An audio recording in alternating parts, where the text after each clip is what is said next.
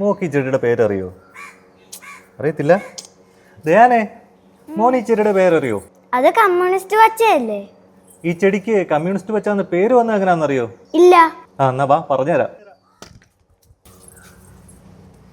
ഈ ചെടിക്ക് പറയാൻ ലോകമഹായുദ്ധങ്ങളുടെ കഥകളുണ്ട്, കേരള രാഷ്ട്രീയത്തിൻ്റെ കഥകളുണ്ട്, പിന്നെ നമ്മളാരും ശ്രദ്ധിക്കാതെ പോയ ഒരു ചെറിയ വില്ലൻ കൂടിയാണ് ഈ ചെടി. ഞങ്ങളിന്ന് പറയാൻ പോകുന്നത് ഈ ചെടിയുടെ കഥയാണ്. നമ്മൾ കമ്മ്യൂണിസ്റ്റ് പച്ച അല്ലെങ്കിൽ മുറിപ്പച്ച എന്നൊക്കെ വിളിക്കുന്ന ഈ ചെടിയുടെ ശാസ്ത്രീയ നാമം ക്രോമോലീന ഓഡോറേറ്റ എന്നാണ്. ഇതിൻ്റെ ജന്മദേശം തെക്കേ അമേരിക്കയും. ഈ ചെടി നമ്മുടെ നാട്ടിലേക്ക് എത്തിയതിന് പിന്നിൽ പല കഥകളുമുണ്ട്. അതിൽ ചിലത് ഇങ്ങനെയാണ്. രണ്ടാം ലോക മഹായുദ്ധം കൊടുമ്പിരി കൊണ്ടിരിക്കുന്ന കാലം. ആകാശത്ത് വട്ടമിട്ട് പറക്കുന്ന ശത്രു വിമാനങ്ങളിലെ ക്യാമറ കണ്ണുകളിൽ നിന്നും തങ്ങളുടെ ആയുധപ്പുരകളും ടെന്റുകളും ഒളിപ്പിച്ചു വെക്കുക എന്നത് അന്ന് യുദ്ധത്തിൽ ഏർപ്പെട്ടിരുന്ന സൈന്യത്തിന് വലിയൊരു വെല്ലുവിളി തന്നെയായിരുന്നു.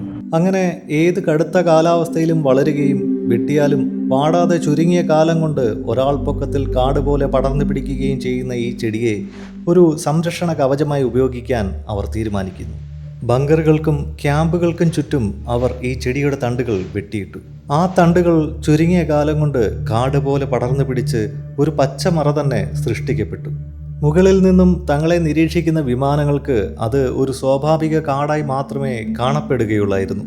അന്ന് ആ സൈന്യത്തെ ശത്രുക്കളിൽ നിന്നും രക്ഷിച്ച ഈ കാമാഫ്ലാഷ് തന്ത്രത്തിലൂടെയാണ് ഈ അമേരിക്കക്കാരനായ ചെടി ലോകമെമ്പാടും എത്തിയത് എന്നാണ് കരുതപ്പെടുന്നത്.